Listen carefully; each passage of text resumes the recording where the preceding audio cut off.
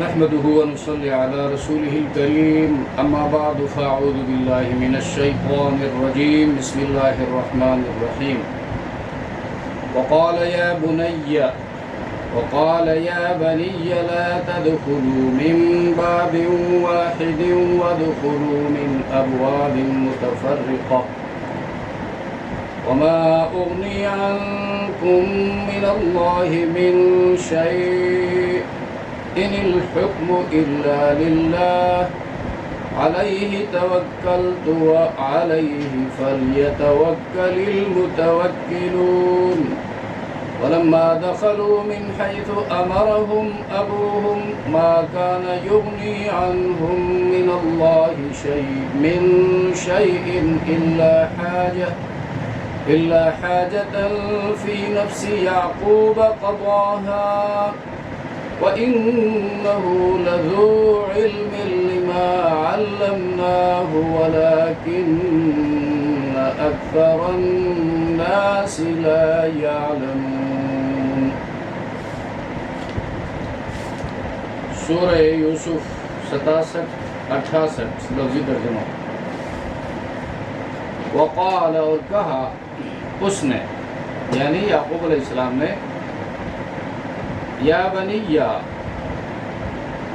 اے میرے بچوں. بنیا یہ ابن کی جمع ہے اور حالت نصب بنی نہ آتی ہے تو یا متکلم طرف اضافت کی وجہ سے نون جمع حذف ہو گیا. پھر یا کا یا میں ادغام ہو گیا بنیا ہو گیا. یا بنیا لا تدخلوا مت داخل ہونا من باب واحد ایک دروازے سے. وادخلوا داخل ہونا من ابواب ابواب جمع ہے باب کی. وغلقت الابواب بدائی سے گزر چکا ہے. دروازوں سے متفرقہ جدا جدا الگ الگ. وما اور نہیں اغنی دور کر سکتا میں اغنی اغنا عنہ اغنا یغنی اغنی اغنی دور کرنا دفع کرنا. اغنی ٹال سکتا عنکم تم سے میں من اللہ اللہ پاک کی طرف سے آنے والی من شیء کوئی چیز چھوٹی بڑی. ان الحکم نہیں ہے حکم فیصلہ الا للہ مگر اللہ پاک کے لیے. علیہ انہی پر توکل تو بھروسہ کیا میں نے. وعلیہ اور انہی پر فلیتوکل المتوکلون چاہیے کہ اعتماد کرے اعتماد کرنے والے متوکل بھروسہ کرنے والا. ولما اور جب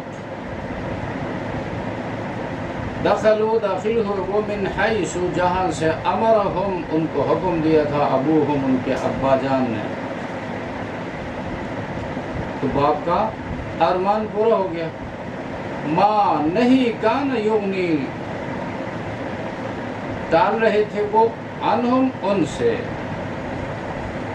من اللہ من شیء اللہ کی طرف سے آنے والی کوئی چیز الا مگر حاجتن ایک آرزو ایک خواہش فی نفس یعقوب دل میں یعقوب علیہ السلام قضاہا جسے انہوں نے پورا کیا.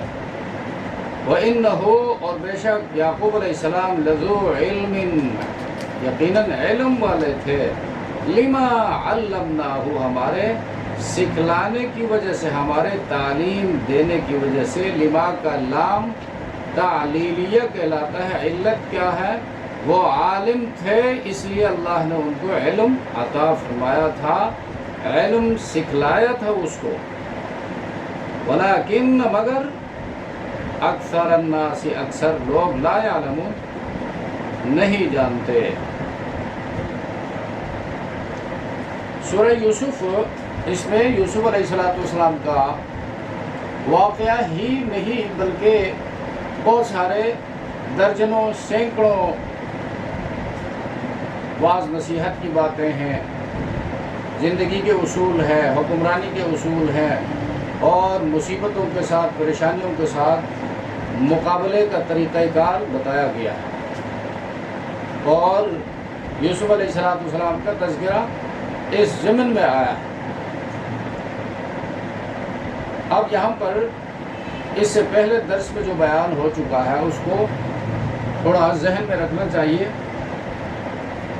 حضرت یوسف علیہ السلام سلطنت کی کرسی پر ہیں، ان کو اللہ نے اقتدار عطا فرمایا اور پھر قحط پھیل گئی، اور اس کے لیے یوسف علیہ السلام نے زبردست انتظام فرمایا۔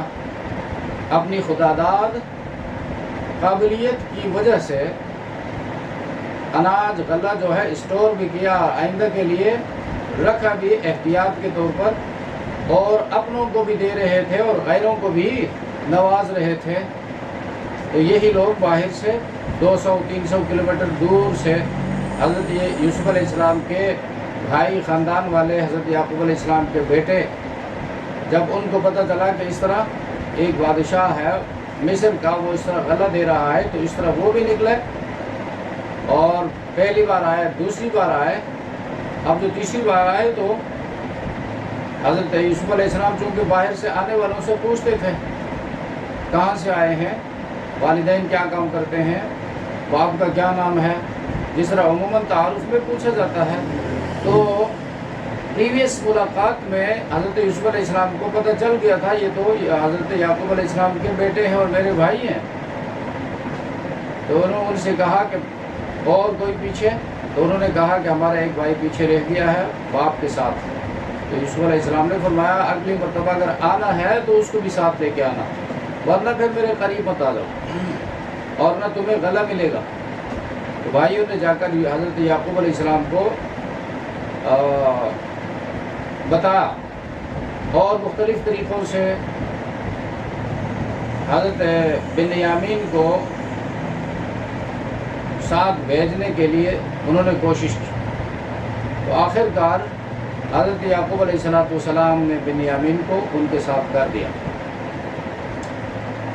اور رخصت کرتے ہوئے اپنے بیٹوں کو حضرت یعقوب علیہ السلام نصیحت کر رہے ہیں کہ کس طریقے سے آپ اتنے بڑے سفر میں جائیں گے، لمبا چوڑا سفر ہے، حالات خراب ہیں، قحط سالی ہے، اور راستے میں جنگلات ہیں، درندوں کا خطرہ ہے، آسمانی آفتوں کا خطرہ ہے، دشمن کے حملوں کا خطرہ ہے، تو کیا کیا جائے؟ تو یہاں سے حضرت یعقوب علیہ السلام کی سیرت کا وہ حصہ جو انہوں نے اپنی اولاد کے ساتھ اختیار فرمایا ہمارے سامنے آتا ہے کہ اولاد جیسی بھی ہو، اب یہ اولاد انہوں نے یوسف علیہ السلام کے حوالے سے آج سے کوئی یعنی اس وقت سے 30 سال 35 سال یا 40 سال پہلے جو سازش کی تھی باپ کے ساتھ، وہ بھی ان کو یاد تھا، باپ کو بھی یاد تھا۔ اب یہ دوسرے بھائی کو مانگ رہے ہیں، لیکن باپ نے ان کو برا بلا نہیں کہا، بس اللہ کی طرف سے ایک فیصلہ سمجھا اس کو بھی۔ اور اب چونکہ تکلیف آئی ہے، مصیبت آئی ہے، قحط سالی ہے، کچھ لے کے آنا ہے، اور بادشاہ جو ہے اس کے احسانات اس سے پہلے بیان ہو چکے ہیں، انہوں نے وہ سامان بھی واپس کر دیا ہے جو وہ لے کر آئے تھے، اور غلہ بھی ان کو دیا ہے۔ تو یہ قرینہ ہے کہ بادشاہ رحم دل ہے۔ اور اب سوال یہ پیدا ہوتا ہے کہ یہاں سے یہ نصیحت جو اس سے پہلے ان بیٹوں کو یعقوب علیہ السلام نہیں کر رہے تھے، اب اس دفعہ جو ہے یعقوب علیہ السلام بہت خبرداری کے ساتھ، پریشانی کے ساتھ ان کو ہدایات دے رہے ہیں۔ اس کی کیا وجہ ہے؟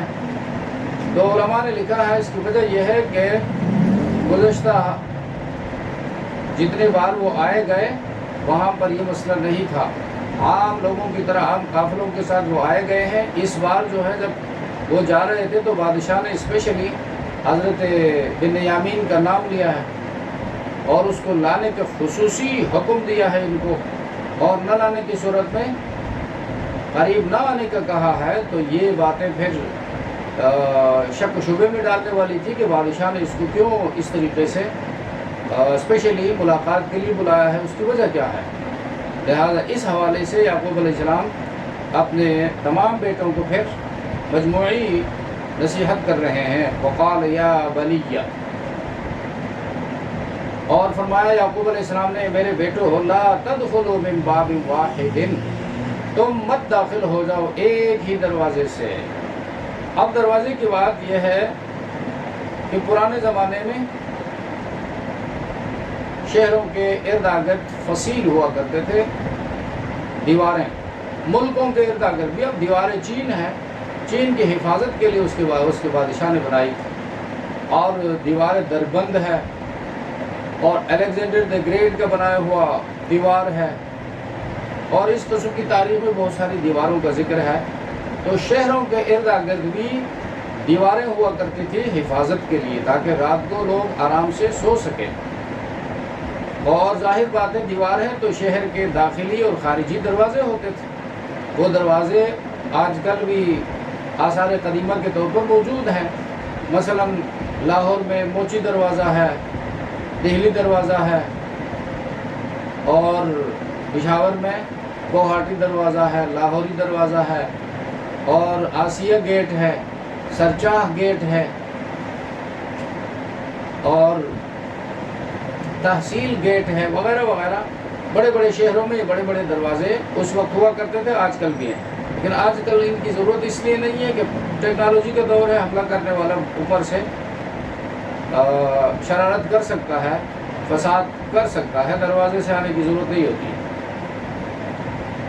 تو ایک بات تو یہ ہے. دوسری بات، ایک ہی دروازے سے داخل ہونے کے حوالے سے انہوں نے کہا، اس لیے کہ اب یہ یوسف علیہ السلام کے بھائی تھے. یقیناً یوسف علیہ السلام اتنے حسین تھے تو بھائی بھی یعقوب علیہ السلام کی اولاد ہیں، ان میں بھی اس درجے کا حسن تھا، صحت تھی، جوانی تھی ان لوگوں کی.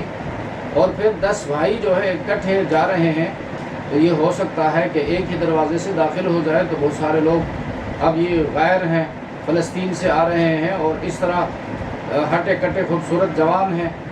تو جاسوس جو ہے کہیں آگے غلط خبر نہ پہنچائے کہ ملک پر کوئی سازش کرنے کے ارادے سے ایک جماعت پوری آئی ہے. ایک بات یہ. دوسری بات یہ کہ کوئی آفت خدا نہ خواستہ نازل ہو جائے تو کم از کم ایسا تو نہیں ہوگا کہ 10 کے 10 جو ہے یک بارگی موت کے منہ میں چلے جائے. اس لیے احتیاط کے طور پر ان سے کہا کہ الگ الگ راستوں سے داخل ہو جاؤ.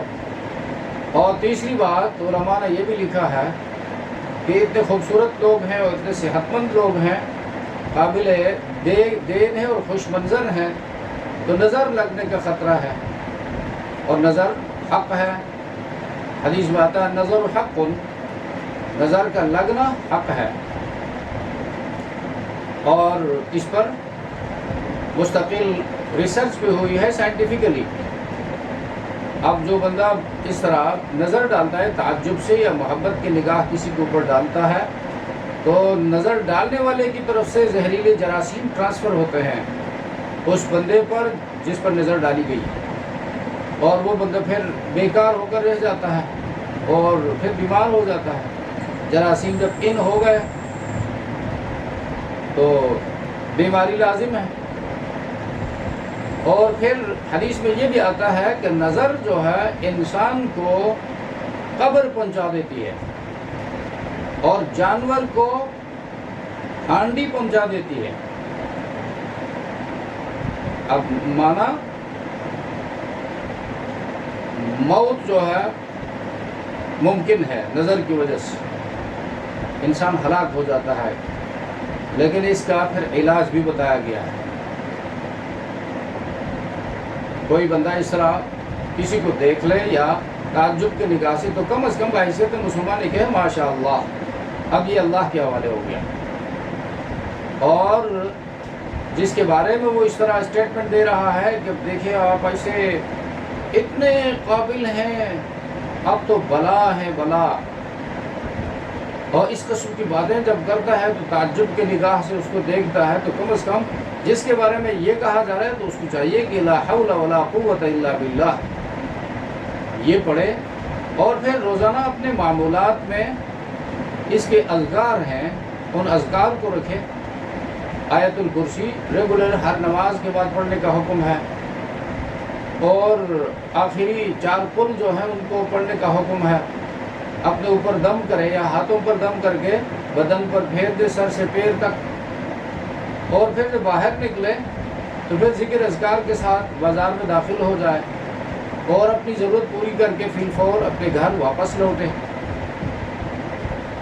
تو ایک یہ ریسرچ ہوئی ہے۔ دوسری ریسرچ جو ہے یہ فرانس میں ایک جوڑا تھا، خاوند نہایت سفید اور بیوی نہایت گوری، وہ بھی خوبصورت اور یہ بھی خوبصورت، رنگ اس کا سفید اس کی گوری، اور ان کا بچہ پیدا ہوا بالکل کالا۔ تو یہ حیران ہو گئے کہ یہ کیا حساب ہے، یا تو سفید ہونا چاہیے یا گوری رنگت کی ہو۔ تو انہوں نے پھر ڈاکٹر سے رابطہ کیا، اور ڈاکٹر نے اس کے اوپر تحقیق شروع کر دی۔ یہ کوئی 50-60 سال پرانی بات ہے،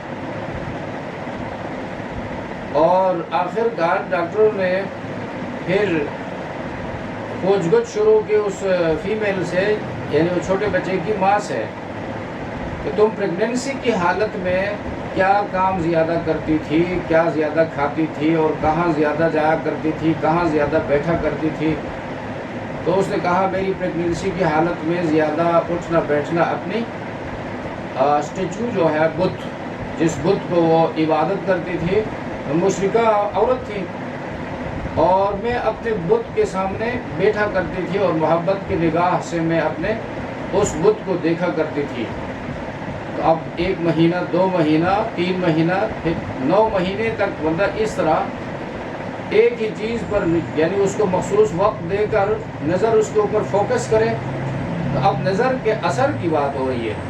تو وہاں پر بھی ڈاکٹروں نے پھر یہ ڈیسیژن دے دی کہ یہ بچہ جو ہے اس لیے یہ کالا ہوا ہے کہ اس کی ماں یہ پریگننسی کی حالت میں اس کالے اسٹیچو کو، اس بت کا رنگ بالکل کالا تھا، اس کالے بت کو نظر جما کر دیکھا ہے، لہٰذا اس کی رنگت جو ہے ٹرانسفر ہوئی ہے حمل کے اوپر۔ اب یہ عقلی ثبوت ہے کہ نظر جو ہے، نظر ٹرانسفر ہو سکتی ہے، نظر لگ سکتی ہے، اور اللہ کے رسول نے یہی بات 1400 سال پہلے کہی تھی کہ نظر جو ہے، یہ حدیث میں یہ بھی آتا ہے سہم من سہام ابلیس، ابلیس کے سہم جو ہے اس تیر کو کہتے ہیں جس کو زہر میں ڈبویا جائے، ابلیس کے تیروں میں سے ایک تیر ہے، تو یقیناً بہت زیادہ نقصان دہ ہوگا، اس کا تھوڑا سا حصہ بھی اگر لگ جائے تو زہریلا ہے، انسان کو نقصان پہنچائے گا۔ اس لیے اس سے بچنے کی تعلیم دی گئی ہے۔ اور پھر نظر کا لگنا یہ نہیں کہ دور کے لوگ ہی نظر ڈالتے ہیں، زیادہ نظر لگتی ہے اولاد کو اپنی والدین کی، اس لیے کہ اولاد والدین کے سامنے ایک کھلونا ہے، ایک نعمت ہے، اور پھر جو محبت ان کی ہوتی ہے، اور خصوصاً جو پھر نابالغ بچے ہوتے ہیں ان کی ادائیں ایسی ہوتی ہیں، والدین ان کو دیکھ کر پھر اسلامی تعلیمات سے وہ آگاہ نہیں ہے، ماشاء اللہ کہنے کے بجائے اور اس پر دم ڈالنے کے بجائے، اور اس تعجب سے وہ کوئی ایسی بات کہہ جاتے ہیں جس سے بچہ جو ہے وہ گر پڑتا ہے۔ اور پھر یہی بات مال کے حوالے سے بھی ہے، قابلیت اور صلاحیت کے حوالے سے بھی ہے، خوبصورتی کے حوالے سے بھی ہے، ہر حوالے سے ہے۔ تو یعقوب علیہ السلام نے بیٹوں کو جو یہ احتیاط بتلائی، اس میں یہ ساری باتیں شامل تھیں۔ کوئی تمہیں ملک کے لیے خطرہ نہ سمجھے، اور تم بڑے صحت مند اور خوبصورت لوگ ہو اور متحد ہو کر جا رہے ہو، کسی کی نظر نہ لگ جائے۔ اچھا، یا کوئی آفت جو ہے، آسمانی آفت نازل ہو جائے تو یک بارگی ہلاک نہ ہو جاؤ، تو وادخلوا من ابواب متفرقہ، مختلف راستوں سے، مختلف دروازوں سے داخل ہو جاؤ۔ آوما، یہ جہاں تک یہ بات ہے، اس بات کا تعلق ہے، اس کا تعلق تدبیر کے ساتھ، تدبیر، احتیاط، اسباب کو اختیار کرنا، اور جہاں تک زندگی کا تعلق ہے، بچنے کا تعلق ہے، حفاظت کا تعلق ہے، فرمایا وما اغنی عنکم من اللہ من شیء، میں اللہ کے عذاب سے کچھ بھی تم سے دور نہیں کر سکتا، ان الحکم الا للہ، ایمان یہ ہے کہ فیصلہ اللہ ہی کا چلے گا، اس پر ہمارا ایمان ہے۔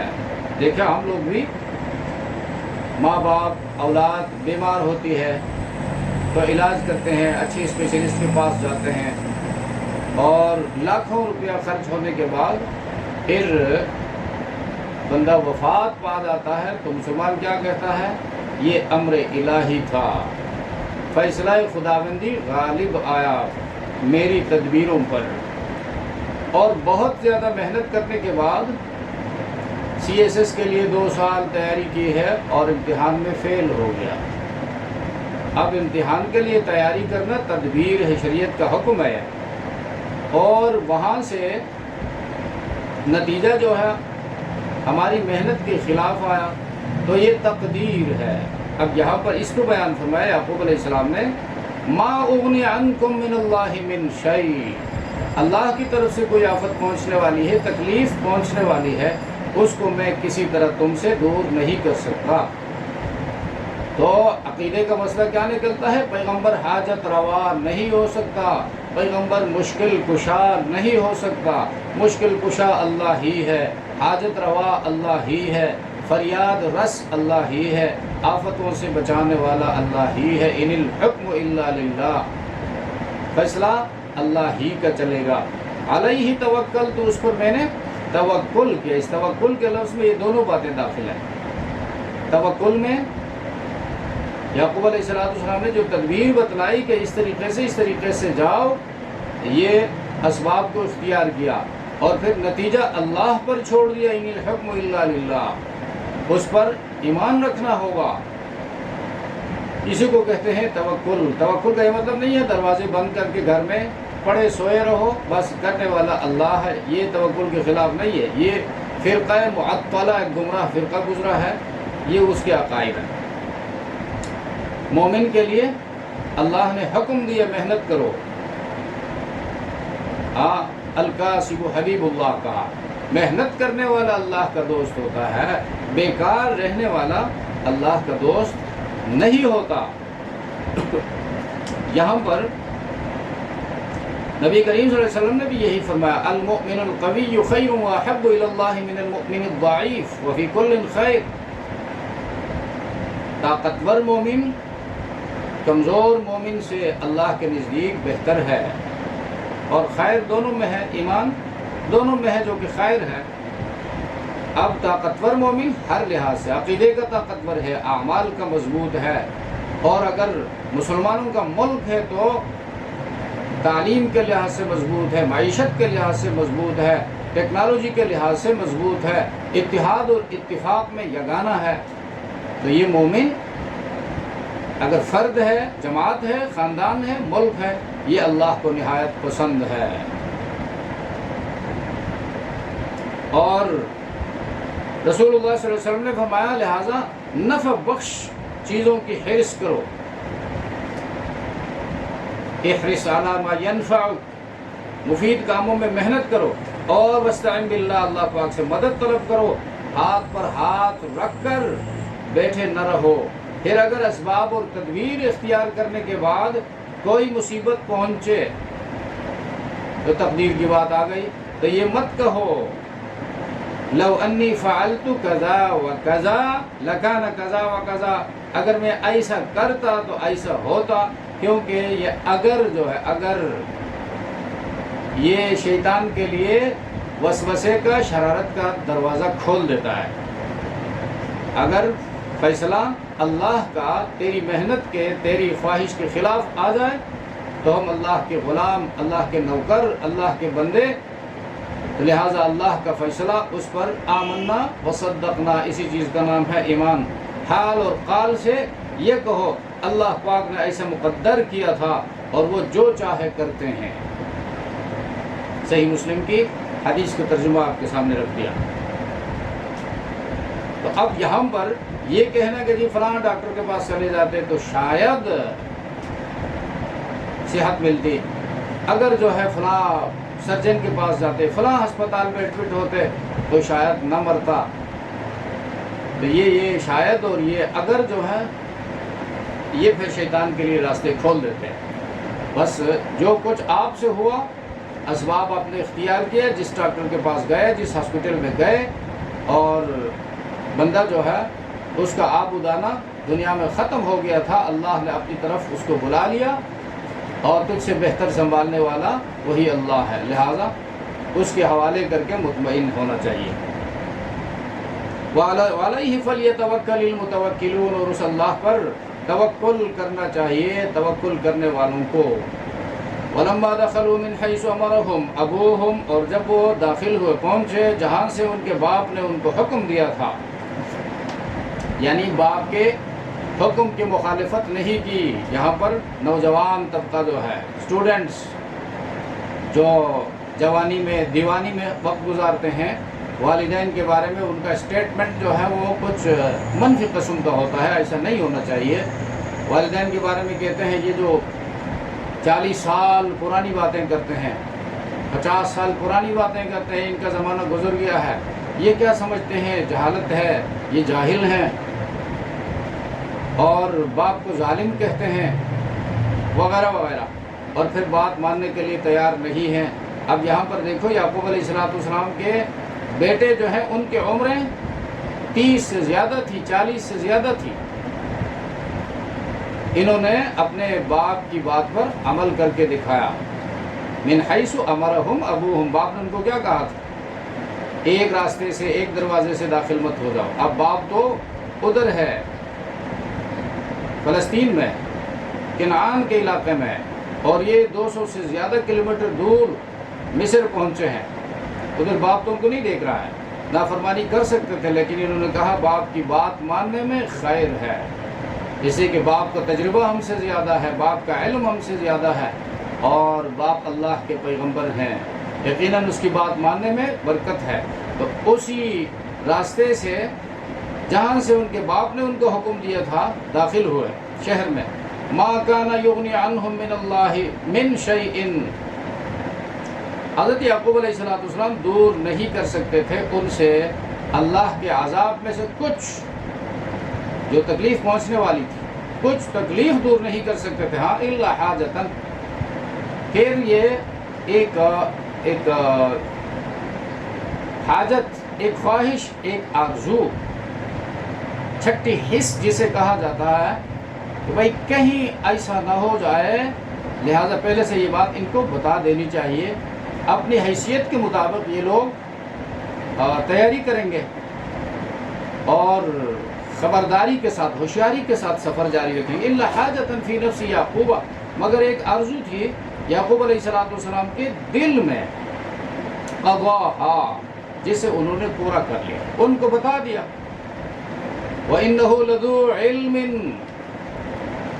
اب یہاں اللہ فرماتا ہے، دیکھو یعقوب علیہ السلام کی یہ فضیلت بیان ہو رہی ہے، وَإِنَّهُ، یقیناً یعقوب علیہ السلام، لَذُو عِلْمٍ، علم والے تھے، لِمَا عَلَّمْنَاهُ، اس لیے کہ ہم نے ان کو علم دیا تھا، وہ صاحب علم تھے ہمارے سکھلانے کی وجہ سے، یعنی خوب جانتے تھے کہ انسانی تدبیر اور اللہ کی تقدیر کو ٹال نہیں سکتی۔ یہ علم ہے، جو بندہ اس بات کو جانتا ہے، تقدیر اور تدبیر کو جمع کر کے زندگی بسر کرتا ہے، یہ نبی کی سیرت ہے۔ یعقوب علیہ السلام نے ایسے ہی کیا، اور پھر یقین یہ رکھا کہ تدبیر تقدیر کے مقابلے میں فیل ہے، اور اس بات کو جاننے کو علم کہا۔ سبحان ربک رب العزت عما یصفون وسلام علی المرسلین والحمد للہ۔